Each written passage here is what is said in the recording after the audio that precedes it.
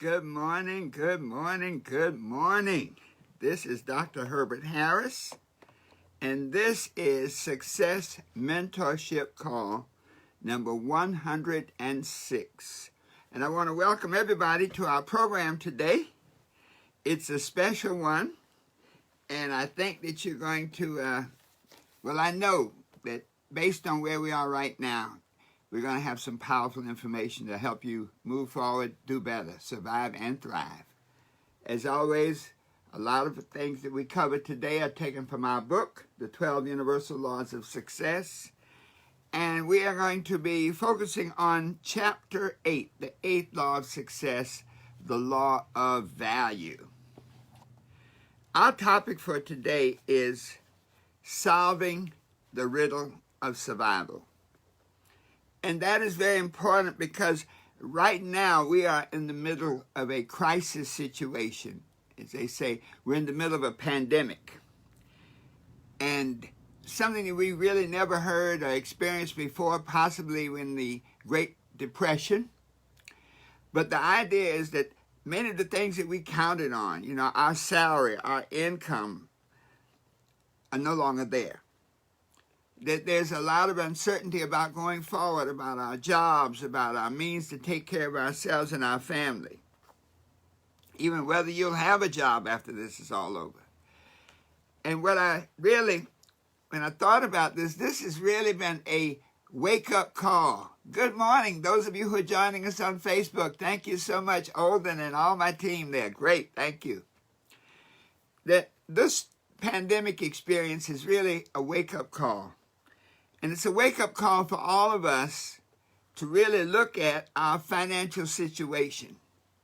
That many of us are in you might say, a much more tenuous financial situation that we realized or than we really would like to admit to ourselves. And so when we really think about this, many of us who had jobs, even businesses, but particularly jobs, one of the things that this crisis really pointed out was that there's only two words standing between you and financial challenges when you work for somebody else, and those two words are you're fired. This crisis has really pointed out our financial vulnerability. And so today when we talk about solving the riddle of survival, we're looking at 4 points. Number one, to really understand what we mean when we say solving the riddle of survival. Number two, to really assess where we are right now. That based on this pandemic experience, to take this opportunity to critically evaluate our financial reality. Number three, what lessons can we learn from this experience? One thing we know about the Creator and the source of all that is that everything is for a purpose. So even though this may be a very tragic experience, and it is, it's also for a purpose. And I think one of those purposes is that wake-up call for us. And so 3 is the lessons that we can learn. And then 4th, what strategy can we use to go forward? So based on that, when we think about it, what is solving the riddle of survival? First, it means that we have to be aware of what it takes to survive financially. We have to be aware of the amount of income necessary to take care of ourselves, our family, to provide food, clothing, shelter, medical insurance, all of the things necessary for us to have a reasonably good life. If we don't solve the riddle of survival, then we will find that we are always living paycheck to paycheck. And once again, those 2 words that stand between us and financial challenge, you're fired. Now, if we look at those 2 things, what does it take to live? And how are we generating our money? Paycheck to paycheck or business, whatever. Then solving the riddle of survival means to achieve a level of financial income that is sufficient to take care of you and your family at a lifestyle that you're comfortable. So that means you know what that lifestyle is. And I don't mean a job. I mean to have used the law of financial accumulation so that whatever you create through your efforts, be it a business, be it investments, whatever it is sufficient to take care of you and your family indefinitely. Otherwise, you're always going to be on the paycheck treadmill, on the make-do treadmill, on the never-enough treadmill. So let's look at reality right now. Before this pandemic, we often hear the words, this was the greatest economy in the world. But it was the greatest economy for some people. I think Forbes magazine did a study, and it said basically that about 78% of Americans were living paycheck to paycheck. About 40% could not even raise $400 if there was an emergency. So when we look at that, then maybe before this pandemic, maybe that was the illusion. And this can be a truth of where we are financially. So this idea of solving the riddle of survival says, what must I do to take myself off of this treadmill, to give myself income to take care of me and my family indefinitely? Hey, Carolyn. Hey, Andre from Atlanta. Thank you for joining us. Carolyn's always there. We really appreciate you, Carolyn. So, that is the reality of solving the riddle of survival. What do we have to do to make that happen? Point 2. Well, where are we right now? Well, this pandemic has shown us that if we've been living paycheck to paycheck and that paycheck is no longer there, we got a challenge.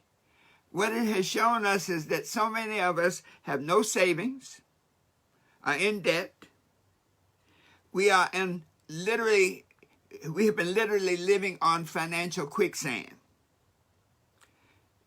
digging out as quick as we can, but still sinking. We often say many of us have been living where we had more month at the end of the money. And you know what I'm talking about. I've been there, where you're making $5,000 a month and you're spending $6,000. So around the 24th or the 25th, you run out of money. You start going to your credit cards. You're borrowing. Welcome, Olivia. Thank you, my daughter. Nothing like having your daughter join you on a Saturday morning. And so this idea of where we are right now says that we have to assess our financial situation right now. And folks, in many instances, it doesn't depend on how much money you earn. People earning over $100,000 a year, many of them are living paycheck to paycheck. You go to New York City and you see an apartment cost you $5,000 a month, rent.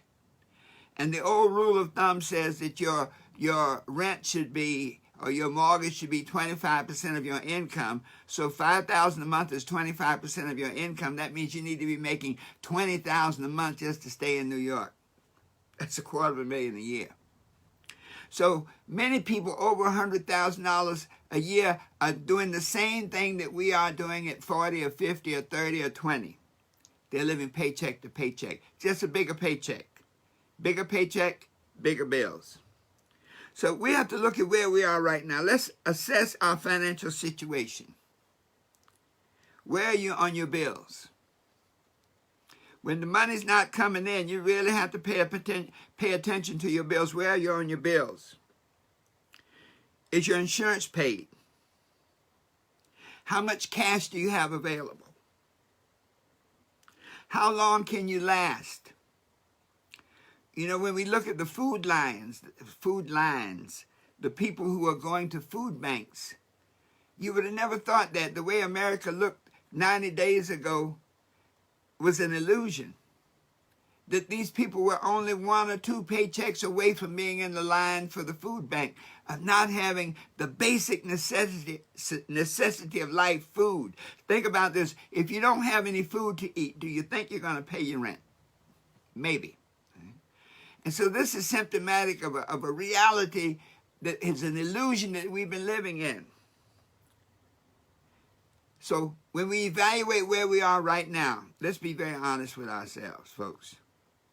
That our money may, as they say in the street, your money may be funny.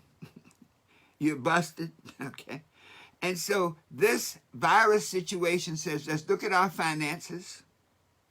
Let's look at the reality of our debts, the things that we have to do, the things we have to take care of, and what does it really cost to have our food, clothing, shelter, and the essentials of life. When we make that assessment of where we are right now, it's going to be a serious wake-up call. You know, one of the things about spending money unwisely is when you get to that point where you need that money, boy, you feel bad. And so once we assess where we are right now, step 3, what can we learn from this crisis? Everything that happens, we often say that failure is a dress rehearsal for success. Failure is a lesson in learning how to do it right, how to do it well. And so what can we learn from this pandemic, from this financial experience that we're going through? Well, number 1, we need to do a checkup from the neck up and from the heart down. What do I mean? A checkup from the neck up says that you need to know your numbers. You need to look at your budget. You need to look at the things, the financial experience that you have, and what are you spending your money for, 1? And where's your money coming from, 2? In other words, when we start to look at the lessons we can learn, we say, well, you know what? Our outflow has been much greater than our income. And we've been literally living on borrowed money. One of my great friends, Russell Hemphill, was an entrepreneur par excellence, and Russell's saying was, when your outflow exceeds your income, your upkeep becomes your downfall. When your outflow exceeds your income, your upkeep becomes your downfall. We have to look at now what we can learn from the heart down, and that means, what have we been spending our money on? Have we been spending it, or have we been circulating it?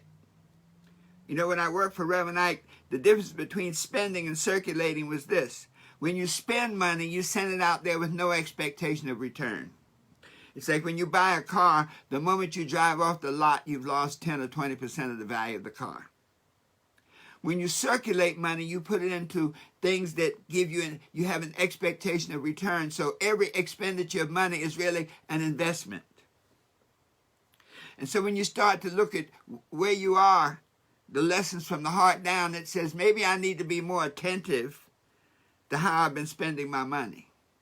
Maybe I've been focusing so much on brand names that I have not had a chance to look at the functionality of what it is. Okay, it doesn't matter what brand it is. It's a sheet. It's a pillowcase. It's a pair of shoes. And so if it's functional, fine.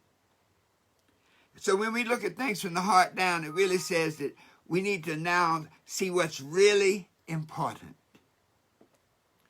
So many times we shortchange insurance. You know, now that's really an illusion. We shortchange insurance. I've talked to young people and they say, well, I don't have enough money to buy insurance. By the time I pay my rent and pay my bills, I don't have any money left for insurance. Well, this pandemic is saying to you right now, based on the availability of health care, if you don't have insurance, you're not even in the game. That you and your family are in total jeopardy. And so when we look at our financial, the lessons we learn from the heart down, it's like when this thing clears away, forget that. Well, from this moment forward, we need to look at how to use our money in a way that looks like circulation instead of consumption.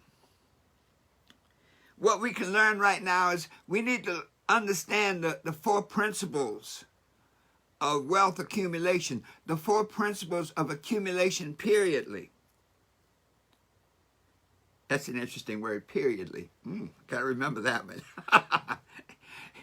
what are the 4 principles of accumulation? Number 1, the earning principle.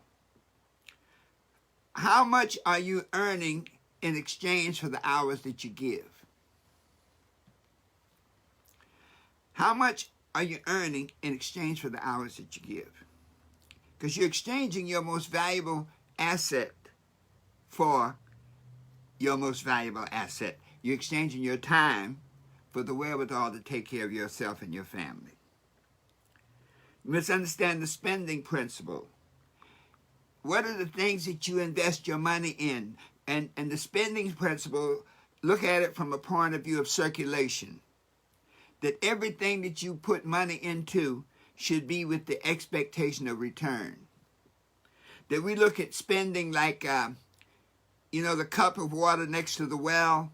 Those of you who've been in the country, there's a well and there's always a cup next to the well that you have to pour that water in to prime the pump. And so look at spending as pouring that money in to prime the pump of abundance, so you don't spend on frivolous things.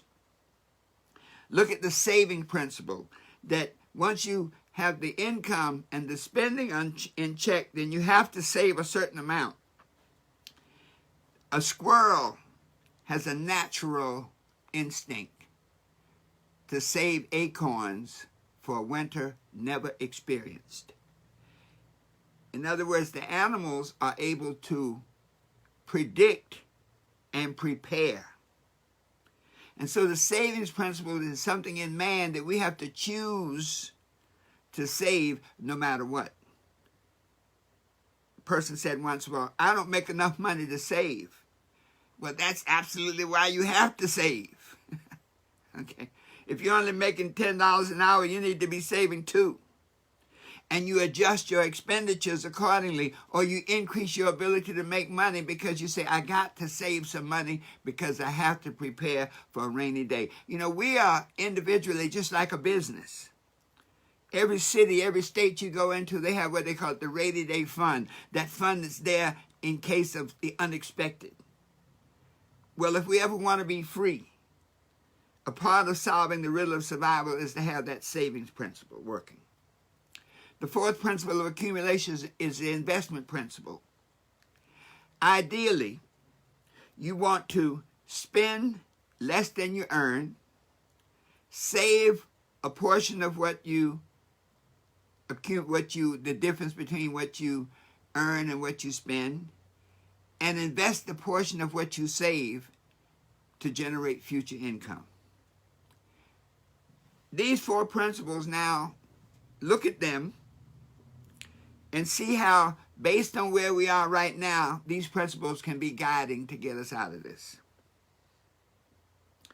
Another lesson that we're learning right now is that multiple streams of income. If you only have a job, that's a challenge. If you only have a job, then those 2 words stand between you and financial security. You're fired. In the instance of this particular pandemic, the government said you're fired. The mayor said you're fired. In other words, the system said you're fired. You can't go to work because you're endangering your life and the lives of others. There's no difference. You still don't have any income coming in. And so one of the lessons is we need to really give some serious attention to multiple streams of income. When we begin to look at that, we see that the system that we live in, a capitalist system, is skewed toward business. Let me back up a minute. How do you accumulate money? How do you accumulate resources to put yourself in a position to solve the riddle of survival? You accumulate money through 3 ways. 1, through a job. And jobs work well. Osceola McCarthy, a washerwoman in Mississippi who never made more than $200 a week, over a period of life, 40 to 50 years, was able to accumulate over $250,000 so that she could create a $150,000 scholarship for young girls who didn't get an education, who needed help. So wages and salaries can work for you, but you have to be disciplined. And wages and salaries can create accumulation, but it takes place over time. It requires discipline. You can accumulate through investments. The caveat there, though, is you have to have the money first.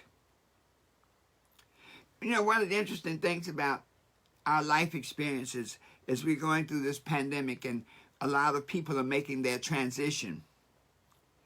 So often when people make their transition, the transference of wealth is critical. I see young people and older people, when a person has made their transition and they get the insurance money, they take $10,000. I have got $10,000. That $10,000 should be a seed that you put into circulation to create money for the future. But most people go out and buy something. They go out and buy a depreciating asset, go out and buy a car, lose money instantly as they drive off the lot. Think about this. Think about this. If you took $10,000 and you invested it, the rule of 72 says that any amount of money that you invest, based on the interest rate at which it accumulates, if you divide the interest rate into 72, that you can determine how quickly the money doubles. Example, suppose you got $10,000 from an insurance policy and you invested it today in an investment that paid 10%. Now, that's kind of hard to find one, but there are investments that pay 10%. But let's just use that to make the numbers easy. You invested at 10%.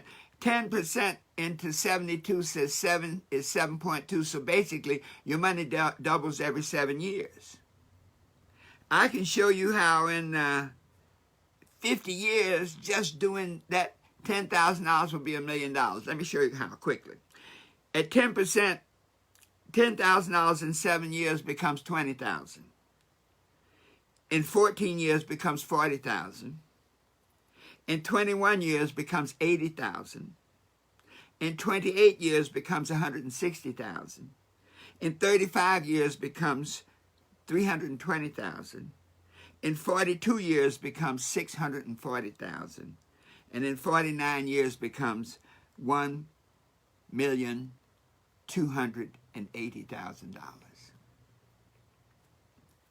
Now, if the interest rate is less, the accumulation is less. But the point is that we have to start changing our mindset from spending to circulating. The third way that you accumulate surplus is to own a business. Our economy is skewed toward business owners. The tax laws are set up for businesses. The investment laws are set up for businesses. The insurance laws are set up for business. Everything is set up for business. The bailouts. If you had a business, it's a whole lot easier to get some money than if you're just a person with a job. And so this idea of the lessons we learn from this pandemic can now prepare us for the future. So, step 4. Based on what we have learned, what are some strategies to go forward? Number 1, to make a financial assessment, a complete financial assessment. Folks, when I say a financial assessment, I mean this. Where does every penny come from, and where does every penny go? Establish what is called ground zero. And ground zero is the amount of money it takes to maintain you and your family at a lifestyle that is comfortable to you. You know, when we talk about goal setting, if you don't have a goal, you won't hit the goal. And so coming out of this pandemic to determine what is your real ground zero. What is that amount of money that you have to maintain you and your family at a comfortable level intelligently? okay, where we deal with the function of things. You see, money is a powerful servant, but a terrible master. And so when we make that financial assessment and when we establish ground zero, we put ourselves in the position of being the master of money as opposed to being the servant of money. 3, we have to commit to developing a budget. You know, Sandra always talks about a budget. I mean, she tells you got to have a budget for anything. And over time, I have seen her accumulate hundreds of thousands of dollars through a systematic savings program, investment program, and operating from a budget. And so going forward, we have to now say, you know, this pandemic situation, all indications are that it is coming again. And so we need to take what we've learned from here and apply that knowledge and create a budget and commit to live by that budget. Because then, once you have a budget, then your financial future is predictable. If you don't have a budget, it's not predictable. Number 4, understand and learn how can I make more money. See, money is the input. How can I generate more income?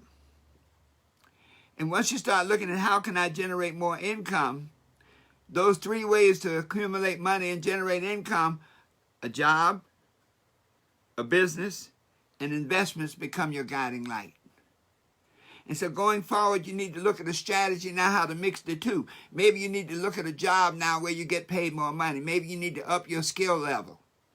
Maybe you need to up your education level and say, okay, now I know what I need, my ground zero. I need to make more money. Okay? But a job always is, you're only going to be paid what someone else believes that you're worth to them. So that may mean that you now need to increase your value, increase your worth by increasing your skill level, your value to a particular company. You need to look now at that idea of the multiple streams of income. If you don't have the investments, then commit to accumulate so that you will have the investments, so that there will come a time where your investments alone will take care of you and solve that riddle of survival. So that means to give some serious consideration to a business. You know, I look back at Osceola McCarthy and someone said, well, this lady accumulated over $250,000 working as a washerwoman. In other words, she washed other people's clothes and ironed them. But when I thought about it, she didn't have a job. She really had a business. It was a small business, but it was a business where she was in control of her income. They may have paid her what they were willing to pay her, but she was able to maximize her use of the time. She could iron more, she could wash more, she could get more customers. So Osceola McCarthy was really a business person. So to really look at this thing now and begin to think about, I need to be in business of some kind for myself to protect me in the financial future, to protect me and my family in the financial future.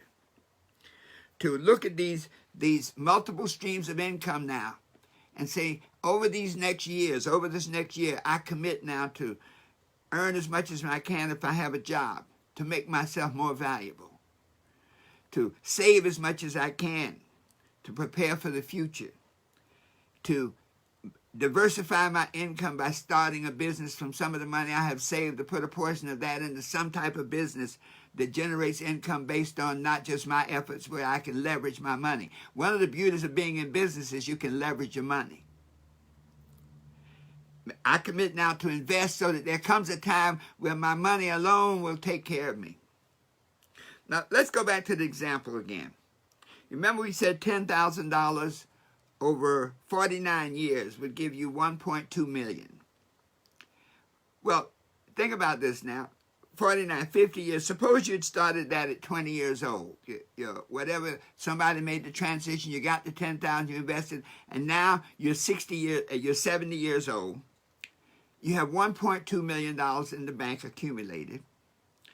just on interest alone, right now the interest rate an investment is somewhere 2 to 3%. Well, 3% of 1.2 million is $36,000 a year. You see what I'm saying? In other words, you have solved the riddle of survival by taking that $10,000 and investing. You've solved the riddle of survival. So now at age 70, you have a guaranteed income of at least $36,000 a year. You can probably get more because there are other types of investments. So let's recap, folks. Solving the riddle of survival. It's about 4 things. Number 1, looking at our situation. Number 1, to understand that the riddle of survival must be solved. Otherwise, we'll stay on the treadmills of life. Number 2, to assess our situation right now, from the neck up and from the heart down.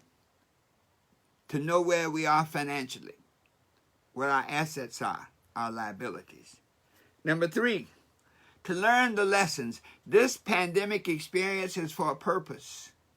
To learn the lessons and then apply them. You see, one thing about learning, you don't necessarily have to apply it. You can choose to be dumb even though you're knowledgeable. Learn the lessons, study the lessons, and then let them guide you to that 4th step, which is to develop a strategy to solve the riddle of survival once and for all, and to put yourself and your family in a position that no one and no thing can undermine the financial foundation that you have created. That when we can do this, folks, then we have truly created an economic concept that can help us be what we want to be, do what we want to do, and have whatever we want to have, always knowing that the best is yet to come. Thank you so much for all of our friends on Facebook. Please make some commentary. Share this broadcast with your friends and the people in your organization, and make some commentary about how you've been able to handle this crisis and to make things happen for you and your family, and some commentary on some of the things you're going to do to change the financial future for yourself and your family. Thank you so much, Carol and Ernest, and so many of you who've joined us today. It's in your hands, folks. Make it happen. Dr. Herbert Harris saying, see you again next week, same time, same station, again knowing that the best is yet to come.